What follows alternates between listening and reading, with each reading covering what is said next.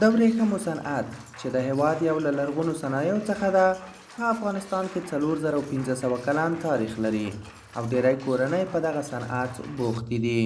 صدیقه تمسکي په هرات کې یو له پخوانیو ورېښمکارانو څخه ده چې د خپل ژوند 40 کاله په دغه صنعت کې تیر کړي او په ډېره کچه میرمنو ته دغه صنعت زده کړی او د کار زمینه ورته برابره کړې ده.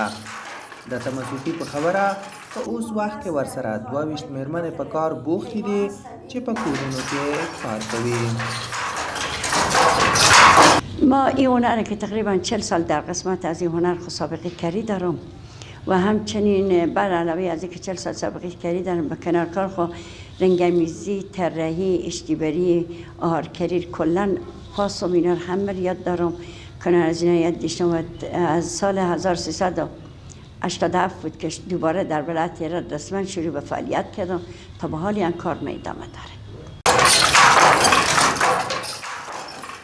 رازیه حسنی د 15 کسیز کورنۍ سرپرسته ده او په یوازې ځان اړ ده چې د کورنۍ نفقه پیدا کړي.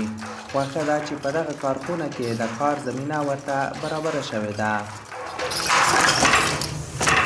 وقتی که میوزی کار روردم کارمنام میتونم اون پول خرج خانه خود در بیارم. خیلی خوب شده، درآمد خوبیه، کار خوبیه.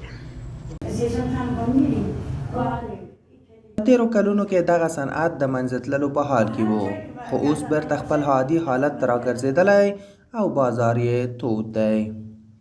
به فرض منامت میری خدا امسال یک ذریعه ابریشم با بازار سرخو بلند کرده. اگه که به ابریشم به کلی در افغانستان به کلی بین رفته بود و هم سقوط کرده بود و هم به اطلاع دوستان رسید فوت کرده بود. عالی الحمدلله دیوارگی فعالیت ابریشم سرخو بلند کرده و مردم هم به فعالیت آغاز کردن.